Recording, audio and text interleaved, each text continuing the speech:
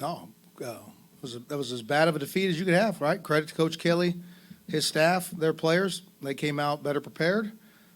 They played faster right from the jump, and they dominated that football game. So I've done a very poor job in my evaluation of where we're at as a football team, and we have to decide how we want to respond to this, right? Because obviously you got two ways you respond to a defeat like this, and we're either going to do the hard things and the necessary things in order to get better, or we're not, and losing like this becomes commonplace. So we have decisions to make, right? As coaches, as players, everyone in our program, we got decisions to make how we're going to respond to this.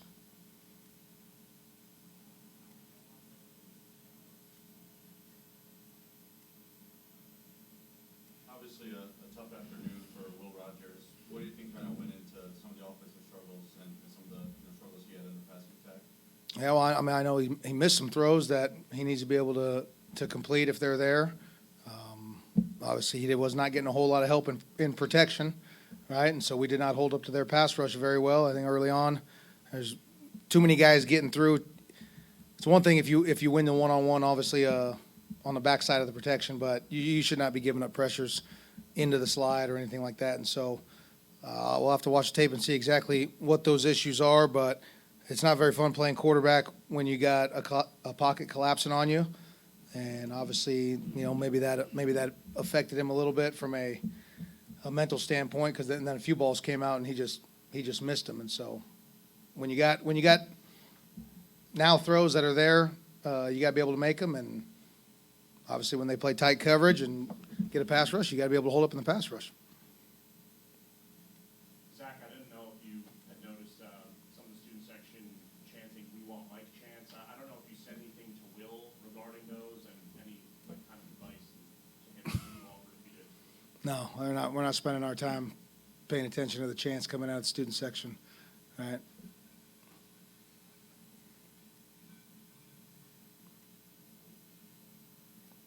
know it takes a little time to take root with the new offensive system, but for much of the first half, you had single-digit yards. I mean, what do you kind of attribute that to?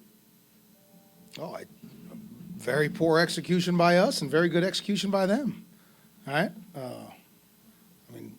I think opening play of the game, right? We throw a little quick game. It goes for a first down, and then the next play we have a shot play dialed up with max protection, and you get a pass rush leak through there, which should never happen in that.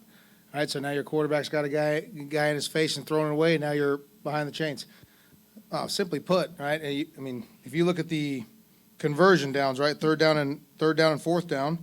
Okay, they were 9 of 16 on third down and 2 of 2 on fourth, so they were 11 of 18. All right, obviously we're not doing enough to get off the field. We were 3 of 13 on third down and 2 of 3 on fourth down, so really 5 of 16. That ain't good enough. It ain't good enough, right? If you can't convert third downs and keep drives going, you're not going to gain many yards, and you're not going to score many points. And so we've got to be a lot better getting them off the field and creating some momentum for us and making plays to get off the field, and we've got to make plays to keep drives going. You're going to have to be able to convert third downs. We saw Woody Marks not quite get as much carries as he's had the last couple of weeks. I think only 3 or 4 in that first half. Was that kind of a game plan thing, or was that just something, on the fly you had to adjust and start passing a little more? I don't have the exact halftime stats on me right now. I mean, obviously I know it was incredibly lopsided, but do you know how many plays we ran in the first half? Do you have that number off the top of your head? I bet you we didn't run a whole bunch of plays, right? And so, and if you're in second and long and third and long, not a lot of teams are running the football in those situations. And so, if you can't be efficient in early downs on mixed downs and stay ahead of the chains, it's hard to rush the football a whole lot. Coach, obviously LSU's got a lot of options in the receiving game. What was the plan coming in against Malik Neighbors, and where do you think things kind of went wrong in regards to that matchup? Yeah, I know. He caught 2 balls versus man coverage. I think one was a first and 10 after a conversion inside fade down in the red zone, and then the other one was versus man coverage on 4th and 6, right, where we pressured, and I mean that's why when you recruit at a high level, it's a good matchup. We obviously had a poor plan, right? We obviously had a poor plan. So we're going to have to go evaluate that and then reevaluate what we called and why we called it win. But complete dominant victory by them. Credit to them and their staff and their players. Going off of that with the defensive stuff, you mentioned a lot coming into the week about how important getting pressure on Daniels was going to be. What did you just see from the defensive front, and maybe them not as often as you would have liked getting in the backfield and just creating havoc back there? Yeah, again, obviously, you have to make decisions, right? How risky are you willing to be, knowing that if you don't get home, he can find a scramble lane and get out. It happened several times in the second half, right? And so then you rush a little safer, trying to collapse a pocket. Well, right, it's hard to – it's more difficult, right, to bull rush everybody and try to keep a guy in the pocket and get really good pass rush. And so obviously we had a very poor plan. You know, there's no way to put it. In this game, you evaluate the results. We did not get good results at all from the very jump. So myself at the very top, we had a very poor plan. You mentioned, there's one or two ways the team can respond to this. I guess just how confident are you in your bunch that you guys can bounce back in the right way going into first road game of the year?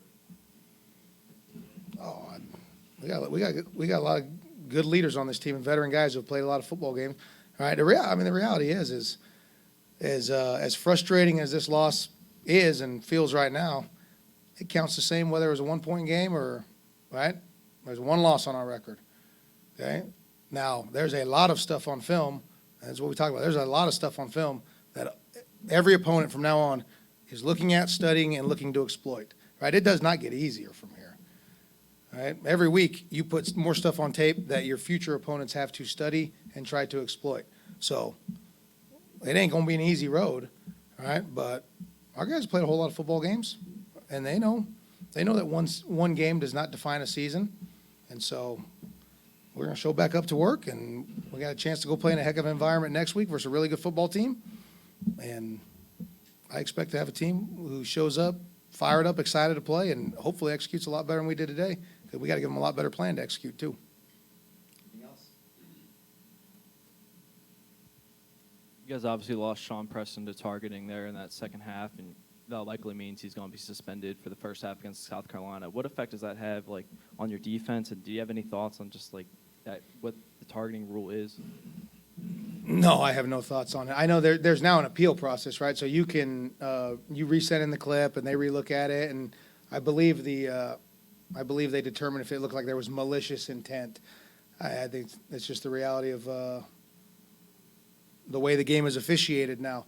I mean, it's happening in every game, and so we'll send the clip in. They'll determine whether Sean had malicious intent in it, and they'll determine his fate for the first half. But if he's out, when it's next man up. I mean, that's how it goes.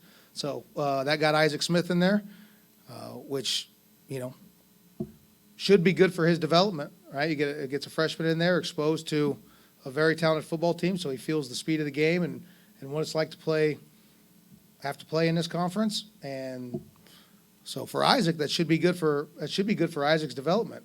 And obviously, if we get Sean back, that brings more veteran presence in the middle of our secondary. But I mean, we'll let the officials and the conference office handle all that stuff. I have no opinion on the targeting rule, to be honest with you, because it gets officiated the same against the other team as it does against us. So it seems to me like it's a level playing field. You mentioned earlier about how LSU just executed better than you guys did today. Would you say the team kind of just came out flat today, or was it just like a matter of No. Just a matter of execution? They just had better than you guys today. No, plenty of people look for opportunities to make excuses about, we got 11 a.m. kick. We have to look at what we did pregame to get them ready and all that. I'm not saying any of that. I'm saying, all right, we took the ball to start the game. We get a first down on the first play, and then I believe we go 3 and out from there on the next set of downs. We kick it to them, all right, and we do get them in some third downs on that drive, but we're unable to get off the field. Okay, so we have to look at our third down plan. Did we not execute the plan, or did we not have a good enough plan that gave them a chance versus what they were doing? All right, you gotta look at both those things.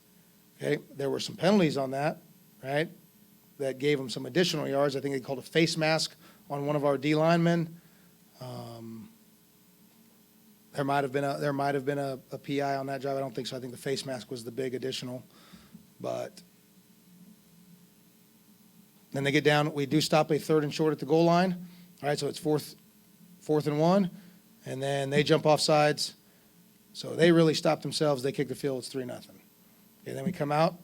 We might go 3 and out, and then they proceed to have another touchdown drive. And I think it happened again. Right? So all of a sudden it's 17-0. Okay? That's horrible by us. Right? Horrible start by us coaches getting our team ready to play. All right? Obviously not a good enough job of either executing what we have called, or we're not calling the right things that are giving them a fair chance. Okay? Yeah. Last one, back. What do you, as the head coach, what do you kind of say to Will kind of after a game like that to kind of help him get back on track? Or are you just like, confident that he can kind of, wash away today and attack the next one? I tell Will the same thing I told everyone else. Right? We have a decision how we're going to respond to this. Right? And there's going to be plenty of outside noise. Right? There's going to be plenty of critics. Right? We can either decide to listen to all that and let it be a distraction, and we're not going to get any better. Okay? And we can be pretty simple to tell you what the results will be from that, choosing that course of action. Or we can not listen to all that BS, and we can go to work, and we can study the film, and we can be critical of ourselves, a lot more critical of ourselves than any outside noise, and we can go back to work. And then we give ourselves a chance to get better and compete. So I hope we choose that course of action. All right. All right, thank you.